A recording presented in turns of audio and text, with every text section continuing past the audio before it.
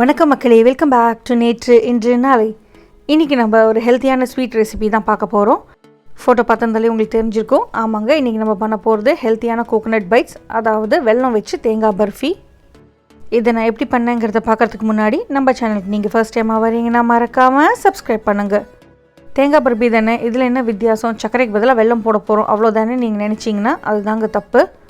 சர்க்கரைக்கு பதிலாக நம்ம வெல்லம் சப்ஸ்டியூட் பண்ணும்போது அந்த பர்ஃபியோட டெக்ஸ்சரே அப்படியே மாறிடும், டேஸ்ட்டுமே மாறிடும். இது பண்ணுறதுக்கு ரொம்ப கம்மியான இன்க்ரீடியன்ஸ் தான் தேவை. ரொம்ப ஈஸி, ஆனால் ரொம்பவே டேஸ்டியாக இருக்கும். ஒரு கில்ட் இல்லாமல் நீங்கள் ஜாலியாக சாப்பிட்லாம். இந்த ஹெல்த்தியான தேங்காய் பர்ஃபி பண்ணுறதுக்கு முதல்ல நம்ம ஒரு ஃப்ரெஷ்ஷான தேங்காய் உடச்சிக்கணும். உங்கள்கிட்ட ஃப்ரெஷ் தேங்காய் இல்லைன்னா நீங்கள் டெசிகேட்டட் கோகோனட்டோ இல்லை என்ன தேங்காய் இருக்கோ அதை யூஸ் பண்ணிக்கோங்க. ஆனால் ஃப்ரெஷ்ஷான தேங்காயில் பண்ணும்போது தான் நம்மளுக்கு நல்லா டேஸ்டியாக இருக்கும். தேங்காய் உடைச்சதுக்கப்புறமா தண்ணி நம்மளுக்கு தேவைப்படாது. அதில் இருக்கிற அந்த வெள்ளை பருப்பை மட்டும் நம்ம கட் பண்ணி எடுத்துகிட்டு ஒரு மிக்ஸி ஜாரில் சேர்த்துக்கலாம். நீங்கள் துருவி எடுத்தாலுமே உங்களுக்கு ஈவனாக இருக்காது. அதனால் துருவினாலுமே நம்ம பிளெண்டர் ஜாரில் போட்டு ஒரு தடவை அடிச்சுக்கிறது நல்லது. நைஸாக அரைச்சோடனே அதை தனியாக வச்சுடுங்க. இதுலேருந்து நம்மளுக்கு நல்லா டைட்டாக பேக் பண்ணி ஒரு 3/4 கப் தேங்காய் தேவைப்படும். இப்போ அடிகனம் இருக்கிற ஒரு பாத்திரமோ இல்லைனா பேன் எடுத்துக்கோங்க. அதில் ஒரு 1.5 டேபிள் ஸ்பூன் அளவுக்கு நெய் சேர்த்துட்டு, நெய் சூடானதுக்கப்புறமா ஒரு 2-3 டேபிள் ஸ்பூன் அளவுக்கு சாப்டு நட்ஸ் சேர்த்துக்கலாம். இந்த நட்ஸ் எல்லாம் நல்லா நெய்யில் ரோஸ்ட் பண்ணிக்கலாம்.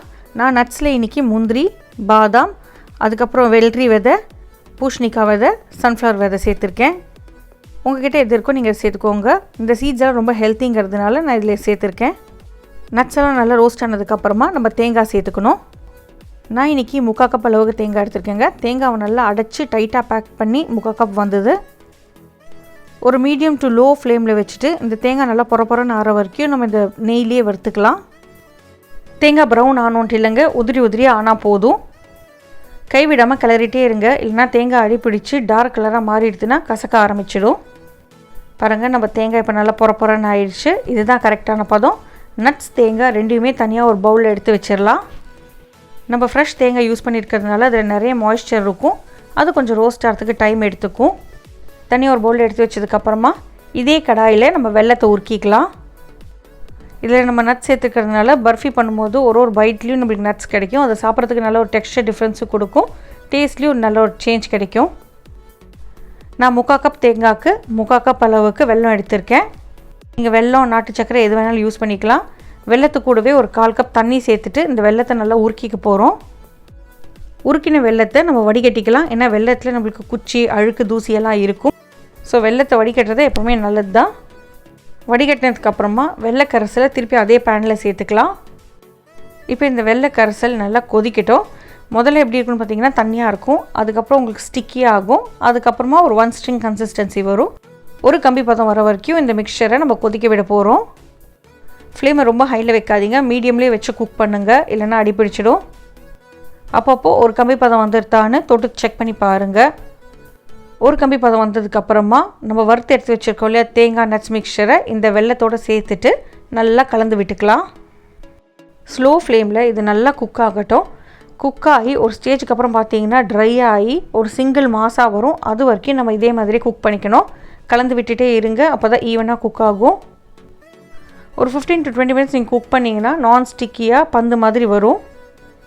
அந்த ஸ்டேஜ் வரும்போது உங்களுக்கு இந்த மிக்சர் பேனில் ஒட்டவே ஒட்டாது. இந்த மிக்சர் நல்லா கெட்டியானதுக்கப்புறமா ஒரு 1/2 டீஸ்பூன் அளவுக்கு வாசனைக்கு ஏலக்காய் பொடி சேர்த்துக்கலாம்.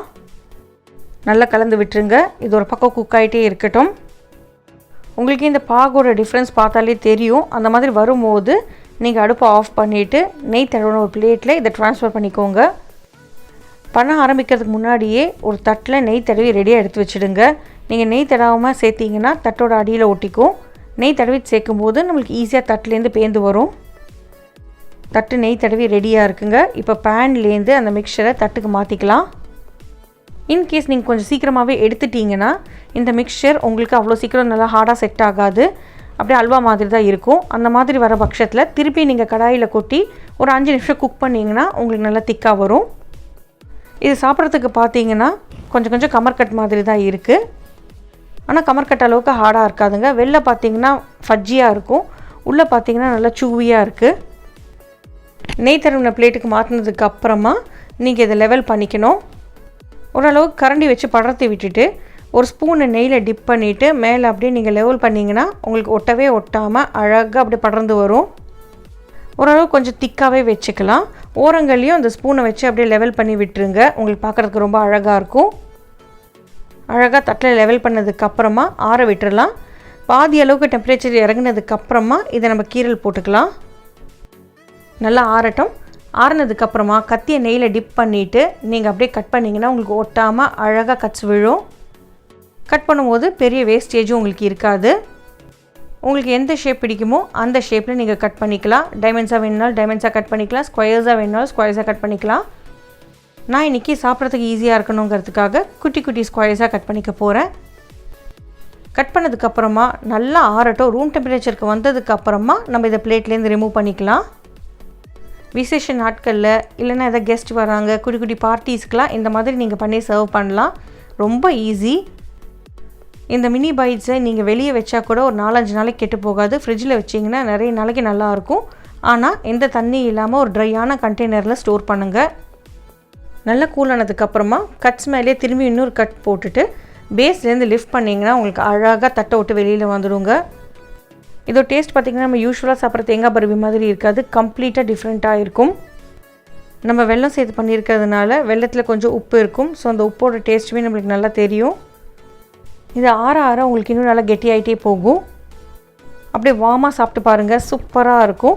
இந்த ரெசிபி உங்கள் வீட்டில் ட்ரை பண்ணி பாருங்கள். ட்ரை பண்ணி பார்த்துட்டு எப்படி வந்ததுன்னு எனக்கு கமெண்ட்ஸில் சொல்லுங்கள்.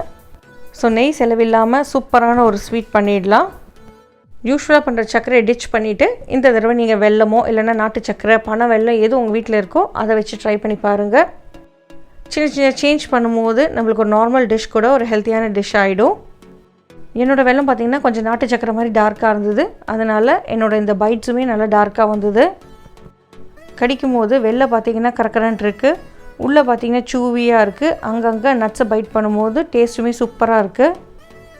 நம்ம தட்டை விட்டு ரொம்ப ஈஸியாகவே நம்மளுக்கு எடுக்க வந்ததுங்க. இந்த ரெசிபி நீங்கள் ட்ரை பண்ணி பார்த்துட்டு உங்களுக்கு பிடிச்சிருக்கான்னு சொல்லுங்கள். நம்ம சேனலுக்கு நீங்கள் ஃபர்ஸ்ட் டைமாக வரீங்கன்னா லைக் பண்ணுங்கள், ஷேர் பண்ணுங்கள், மறக்காமல் சப்ஸ்கிரைப் பண்ணுங்கள். இன்னும் நம்ம சேனலில் நிறைய ரெசிபிஸ் போஸ்ட் பண்ணியிருக்கேங்க. டைம் இருந்தால் அதையுமே செக் பண்ணி பாருங்கள். இன்னும் ஒரு நல்ல வீடியோவோட உங்களை நான் நாளைக்கு சந்திக்கிறேன். Until then, take care. Bye bye. Thanks for watching.